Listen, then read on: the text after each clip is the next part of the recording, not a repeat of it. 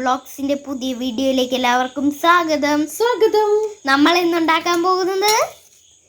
ഉണ്ടാക്കുന്നത് meet masala, chicken masala. ഇത് രണ്ട് മീറ്റിനും ബീഫിനും ചിക്കനും പറ്റിയ നല്ലൊരു കിടുക്കാച്ചയായിട്ടുള്ള മസാല ഉണ്ടാക്കാൻ പോവാണ്. അപ്പൊ അതെങ്ങനെയാണ് ഈ മസാലപ്പൊടി ഉണ്ടാക്കണേ? ഐറ്റംസ് കൊണ്ട് നല്ല ഹെൽത്തി നമ്മുടെ വീട്ടിലുള്ള സാധനങ്ങളൊക്കെ കൊണ്ട് നമുക്ക് ഉണ്ടാക്കാൻ പറ്റുന്ന ഒരു മസാലപ്പൊടിയാണ്. അപ്പൊ മസാലപ്പൊടി എങ്ങനെ ഉണ്ടാക്കുന്നതെന്ന് നമുക്ക് കണ്ടിട്ട് വരാം. അപ്പൊ നമ്മൾ ഈ ഒരു ഗ്ലാസ്സിലാണ് കുറച്ച് സാധനങ്ങൾ എടുക്കുന്നത്. ബാക്കി സാധനങ്ങൾ ഒരു സ്പൂണിലുമാണ് നമ്മൾ എടുക്കുന്നത്. ഈ സ്പൂണിലാണ് നമ്മൾ എടുക്കുന്നത്. അപ്പൊ ഈ ഗ്ലാസ്സിൽ എന്തൊക്കെയാണ് എടുക്കണേന്ന് ഞാൻ കാണിച്ചു തരാം. ഓരോന്ന് എടുത്ത് ഞാൻ ഇതിലോട്ട് വെച്ച് കാണിച്ചു തരാം. അപ്പൊ നിങ്ങൾക്ക് മനസ്സിലായി ഇത് ടേസ്റ്റി ആയിട്ടുള്ള മസാലയാണ്. അപ്പൊ ഞാൻ ഇതൊക്കെ എടുത്ത് കാണിച്ചു തരാവേ. അപ്പൊ നമ്മള് ഈ ഒരു ഗ്ലാസ് ആണ് കേട്ടോ എടുത്തിരിക്കുന്നത്. വലിയ ജീരകം. ഇതിലോട്ട് ജീരകം ഇടുക. ഏറ്റവും കൂടുതൽ ഇതിന്റെ ഫ്ലേവർ വേണ്ടത് ഈ ജീരകത്തിന്റെയാണ്.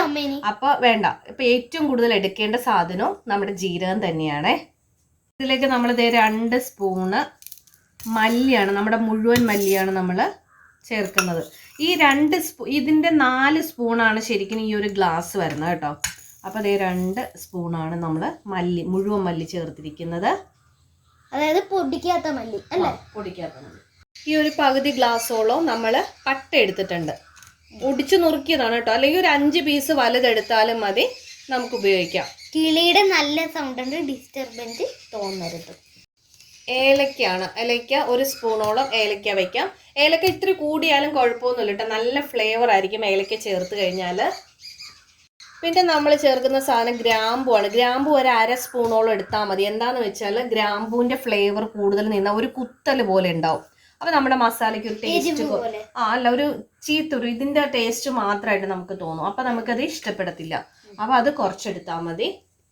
പിന്നെ നമ്മൾ എടുത്തിരിക്കുന്ന തക്കോലാണ് കേട്ടോ. തക്കോല ഞാൻ ഒടിച്ചെടുത്തതാണ്. അത് നമുക്ക് വേണമെങ്കിൽ ഒരു 3-4 വലുത് എടുത്താൽ മതി, അല്ലെങ്കിൽ ഒരു 1/2 സ്പൂണോളം അതും എടുത്താൽ മതി. ഇത് കിടന്നാണ് കേട്ടോ, പൊട്ടിച്ചത് 1 പീസ് കിടന്നാണ് തക്കോല. അടുത്തത് എടുത്തിരിക്കുന്നത് നമ്മൾ കുരുമുളകാണ്. കുരുമുളക് ഒരു വലിയ സ്പൂണും പിന്നെ ഒരു 1/2 സ്പൂണും. അപ്പോൾ ഒരു 1.5 സ്പൂണോ 2 സ്പൂണോ എടുത്താലും കുഴപ്പമില്ല. കുരുമുളക് നല്ലതാണ്. ഉണ്ടാക്കുന്നതിന് അളവ് വെച്ചല്ലേ? ഓരോരുത്തർ എടുക്കുന്ന പാത്രം അല്ലെ സ്പൂണിന്റെ ഒക്കെ അളവനുസരിച്ച് എടുത്താൽ മതി. പിന്നെ അടുത്ത സംഭവം വേണ്ടത് നമ്മുടെ വറ്റൽമുളകാണ്. ഇത് 5 എണ്ണം അല്ലേ? 7 വറ്റൽമുളക് എടുത്തിട്ടുണ്ട്.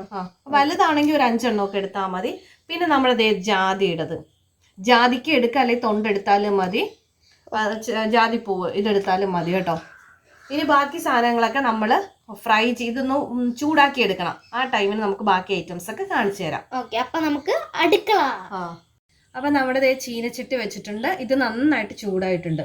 അപ്പൊ നമുക്ക് ഈ സാധനങ്ങളെല്ലാം നമ്മുടെ മല്ലിയും ജീരവും കുരുമുളകും തക്കോലും ഗ്രാമ്പും ഏലക്കയും പട്ടയും മുളകും ജാതിയൊക്കെ കൂടി നമുക്ക് ഇതിലേക്ക് ഇട്ട് കൊടുക്കാം.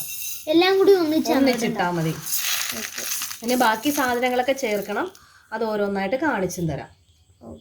ഇത് മൂക്കണവരെ കറക്കിയൊന്നും വേണ്ട, ചെറുതായിട്ടൊന്ന് ചൂടായി വന്നാൽ മതി. ബ്രൗൺ കളർ ആക്കണ്ടല്ലേ? ഇല്ല, വേണ്ട. ചെറുതായിട്ട് ചൂട്, കാരണം ഇതിലൊക്കെ ചിലതിൻ്റെയൊക്കെ ഉള്ളിലൊക്കെ വെള്ളാംശമൊക്കെ ഉണ്ടെങ്കിൽ അതൊക്കെ പോവാൻ വേണ്ടിയിട്ടാണ് നമ്മൾ ഇങ്ങനെ ചെയ്യുന്നത്. ഇതിങ്ങനെ ഇട്ട് കഴിയുമ്പോൾ നമുക്ക് ഇതിലോട്ട് വേറൊരു സാധനം ചേർക്കാനുണ്ട്. എന്താ? വെളുത്തുള്ളി ഒന്ന് മുറിച്ചിട്ടാൽ നല്ലതാണ്. കാരണം വലിയ വെളുത്തുള്ളി ആയതുകൊണ്ടാണ് ഇങ്ങനെ മുറിച്ചിടുന്നത്. അല്ലെങ്കിൽ വെളുത്തുള്ളി നമ്മളൊന്ന് ഉണക്കി എടുത്തതാണെങ്കിലും നല്ലതാണ്. പിന്നെ ഇതിപ്പോ എന്താന്ന് വെച്ചാല് ഇത് പുതിയ ചീനച്ചട്ടിയാണ്, അതുകൊണ്ട് മെഴുകി ഒന്നും വന്നിട്ടില്ല. കുറച്ച് ഉപയോഗിച്ചോ, 1-2 പ്രാവശ്യം ഉപയോഗിച്ചോ. നമ്മൾ ഇങ്ങനെ ഉണ്ടാക്കുവാണെങ്കിലല്ലേ നമുക്ക് വേറെ പാക്കറ്റ് സാധനം നല്ല ടേസ്റ്റ് ആയിരിക്കും. ചിക്കൻ കറിയും ബീഫ് കറിയൊക്കെ ഉണ്ടാക്കിയാൽ അതിന്റെ ഒരു ഫ്ലേവർ ഇതുപോലെ ഉണ്ട് അല്ലേ? നമ്മളൊരു തവണ സാമ്പാർ പൊടിയുടെ വീഡിയോസ് നമുക്ക് കിടപ്പുണ്ട്. അതിന്റെ ലിങ്ക് ഞാൻ ഡിസ്ക്രിപ്ഷനിൽ കൊടുക്കാം. സാമ്പാർ പൊടി കാണാത്ത ആരെങ്കിലൊക്കെ ഉണ്ടെങ്കിൽ അത് കണ്ടിട്ട് അതുപോലെ തന്നെ ഉണ്ടാക്കണേ. സാമ്പാർ പൊടിയും ഇതൊക്കെ പോലെ നമ്മളെല്ലാം വീട്ടിൽ ഉണ്ടാക്കണം.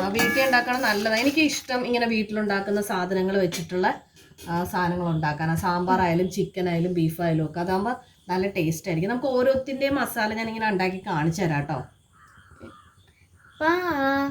ഇത് എന്ന് പറയുമ്പോൾ നാടനാണ്, നമ്മൾ തന്നെ ഉണ്ടാക്കുന്നത്. നമുക്കറിയാം ഇതിൽ എന്തൊക്കെയാണ് ചേർക്കുന്നതെന്ന്.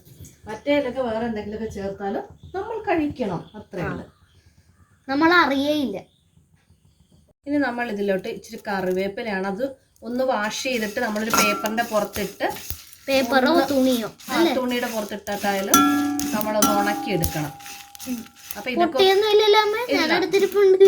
പൊട്ടി ഒന്ന് റെഡിയായി വരട്ടെ കേട്ടോ. എന്നിട്ട് ബാക്കി ഐറ്റംസ് ചേർക്കുന്ന കാണിക്കാം. ഇനി നമ്മൾ ഇതൊക്കെ ഒന്ന് വാടി വരുന്നല്ലോ. അപ്പൊ ഇതിനകത്തോട്ട് നമ്മൾ ഇനി വേറൊരു സാധനം ഇട്ട് കൊടുക്കാൻ പോവാണ്. അമ്മ എന്നെ ഓടിക്കാനുള്ള പരിപാടി തുടങ്ങിയിട്ടുണ്ട്. ജീരകം കടുക് തീ കുറച്ച് വെക്കുക. എന്നിട്ട് ഉലുവ ഇട്ട് കൊടുത്താൽ മതി. 1/2 സ്പൂണൊന്നും വേണ്ട കേട്ടോ, 5-6 മതി. ഉലുവ കൂടിയാൽ ഭയങ്കര കുഴപ്പമാണ്, ഒരു ടേസ്റ്റ് വ്യത്യാസം. പിന്നെ 1/2 സ്പൂണോളം കടുകും കൂടി ഇട്ട് കൊടുക്കുക. ഞാൻ പോവണം, അമ്മ പിടിക്കോ? ഓക്കെ. എന്നിട്ട് നമ്മളിത് നന്നായിട്ട് അതിന് ഫോണും തന്ന് തോടിക്കളഞ്ഞു കേട്ടോ. പിന്നെ ഇത് വേണ്ട ഇത് നന്നായിട്ടൊന്ന് കടുക് ചെറുതായിട്ട് പൊട്ടി വരുന്നവരെ വേണമെങ്കിൽ നമുക്ക് അടച്ചു വെക്കാം കേട്ടോ. അങ്ങനെ പേടിയുള്ളവരൊക്കെയാണ് അടച്ചു വെക്കാം. അവസാനം പൊട്ടി തീർന്നപ്പോ ഞാൻ വന്നിട്ടുണ്ട്. മഞ്ഞൾപ്പൊടിയാണ് കേട്ടോ, നമ്മൾ വീട്ടിലുണ്ടാക്കിയ മഞ്ഞൾപ്പൊടി ആയതുകൊണ്ടാണ് പൊടി ചേർക്കുന്നത്, അല്ലെങ്കിൽ മഞ്ഞൾ ചേർത്താലും മതി. എന്നിട്ട് ഇതിനെ നന്നായിട്ട് വഴറ്റിയെടുക്കുക. പിന്നെ ഇത് ചൂടാറിയിട്ട് ശേഷം ഒരുമാതിരി ചൂട് കുറഞ്ഞിട്ട് മിക്സിയിലിട്ടൊക്കെ അതുപോലെ ഈ ചൂടോടെ തന്നെ ആരും ചെയ്യരുത്.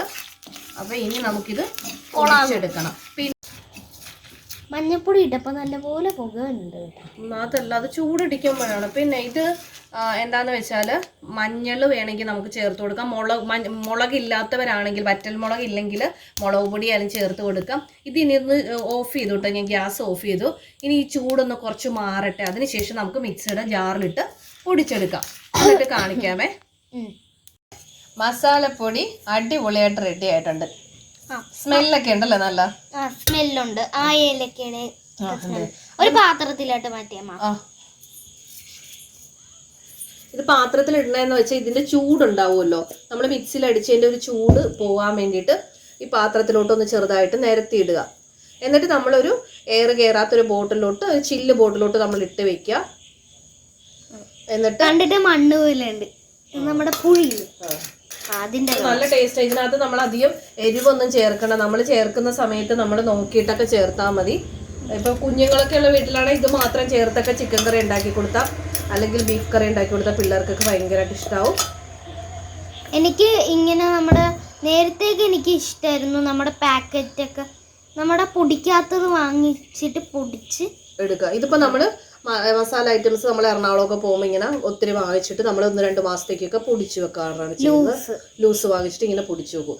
അപ്പം പിന്നെ ഏലക്കയും ചില സാധനങ്ങളൊക്കെ നമുക്ക് ഇപ്പോൾ ആരെങ്കിലൊക്കെ കിട്ടുന്നവരുണ്ട്, കൊണ്ടുവന്ന് തരും, അങ്ങനെയൊക്കെ ചെയ്യും. കുരുമുളക് നമ്മുടെ വീട്ടിലുണ്ട്, അങ്ങനെയാണ്. ഏട്ടൻ്റെ വീട്ടിൽ കുരുമുളകുണ്ട്.